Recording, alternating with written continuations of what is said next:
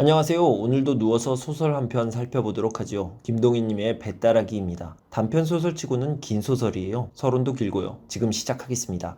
좋은 날씨에 나는 여기저기를 다니며 자연을 만끽하고 있습니다. 그리고 자연을 예찬하고 있지요. 첫 문장이 참 멋집니다.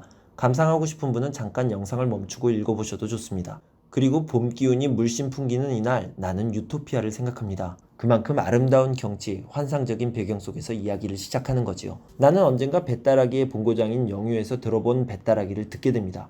그것도 아주 대단한 배따라기를 듣게 되지요. 웬만한 광대나 기생, 그러니까 요즘 말로 하면 웬만한 가수가 부르는 것보다 훨씬 더 잘 부르는 배따라기였죠. 배따라기 노랫소리가 시작된 곳을 나는 찾아갑니다. 결국 찾아냅니다. 나는 고생을 많이 한 것 같은 한 남자가 뒹굴면서 배따라기를 부르고 있는 것을 발견하게 됩니다. 그리고 그와 대화가 시작됩니다. 그는 고향을 떠난 지 20년이 되어 간다고 했고요. 나는 그의 사연을 청해 듣게 됩니다. 19년 전의 이야기를요. 여기서부터는 그의 사연입니다.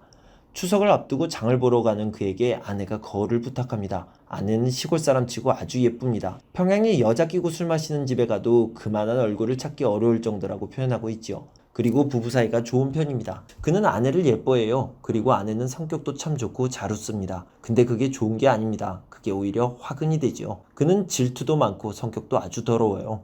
동네 사람들에게 친절한 아내를 마구 패고요. 웃음을 흘렸다는 이유겠죠.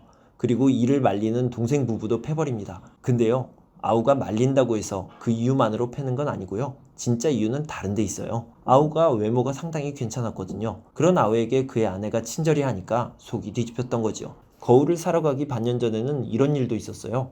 그의 생일날에 음식을 잘 차려서 먹었는데 그는 좀 남겼죠. 맛있는 거니까 아껴뒀다가 나중에 먹으려고요. 그의 괴상한 버릇이었어요. 그런데 아우가 그의 집에 찾아오자 아내가 아우에게 그 음식을 줘요. 그가 주지 말라고 눈치를 줬는데도 말이에요. 아내가 그가 눈치를 주는 걸 봤는지 못 봤는지는 모르겠어요. 어쨌든 그는 트집 잡아서 아내를 패려고 벼르고 있었죠. 근데 아내가 상을 물러 나오다가 그의 발을 살짝 밟아요. 이때다 싶었던 그는 아내를 개패듯이 패죠. 아내를 마구 패던 그는 이 말에, 그러니까 난 죽어도 이 집에서 못 나가 라는 아내의 말에 또 약간 마음이 녹습니다. 참, 저는 알다가도 모르겠습니다. 다들 도대체 어떤 생각을 갖고 사는지. 어쨌든 그는 패던 걸 멈추고 술집에 가서 계집과 술을 먹다가 돌아올 때는 아내를 위해 떡을 사가지고 옵니다.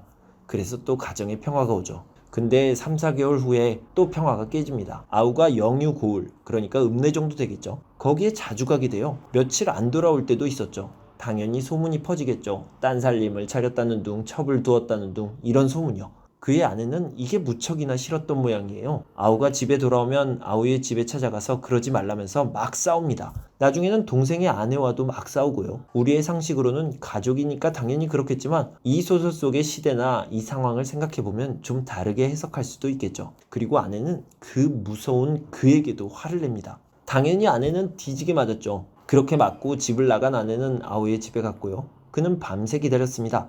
그런데 아우의 집에서는 그의 아내가 웃는 소리가 밤새 들렸어요. 날이 밝자 그는 부엌칼을 들고 아우와 아내를 죽이러 갑니다. 그런데 그의 집 문 밖에서 아내가 근심스런 얼굴로 우두커니 서 있었어요. 그가 오해를 한 거였죠. 그리고 사랑을 느꼈답니다. 이상한 전개지만 뭐 이해를 전혀 못할 그런 건 아니고요. 어쨌든 그는 아내의 머리채를 휘어잡고 2년 하면서 들어와서 뭐 그랬다는군요. 자, 이제 19년 전 이야기의 첫 부분으로 다시 돌아가게 됩니다. 그는 추석을 보내기 위해 장을 보러 거울에 갔고요. 거기서 상당히 마음에 드는 거울을 사가지고 옵니다. 급히 옵니다. 아내에게 빨리 주고 싶어서. 그가 꼭 들르는 술집도 안 들렀고요. 그는 기분이 좋았어요. 아내가 기뻐할 거니까요. 그가 집에 도착했을 때 그의 눈앞에 믿을 수 없는 광경이 펼쳐져 있었죠. 누가 봐도 애정행각의 현장이었죠.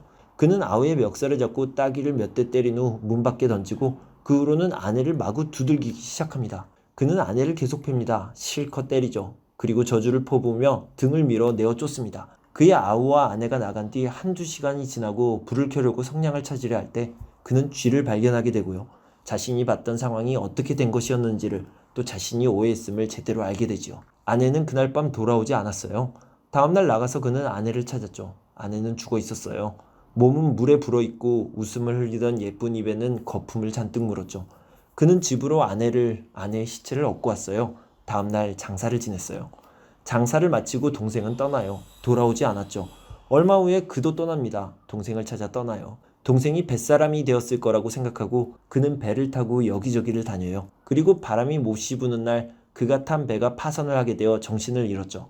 그가 정신을 차려보니 그의 동생이 불을 피워놓고 자기 옆에 있었죠. 어떻게 여기에 있느냐는 질문에 그의 동생은 그저 다 운명이라는 말을 남깁니다. 다시 잠들고 깨어보니 동생은 또 없었죠. 다시 동생을 찾아다니던 그가 지금 나를 만난 것입니다. 나는 다음날 다시 한번 그를 보고 싶었으나 찾아볼 수 없었습니다. 질투와 오해가 한 가정을 쑥대밭으로 만든 이 이야기, 이 소설은 1921년 창조를 통해 발표되었습니다. 감사합니다.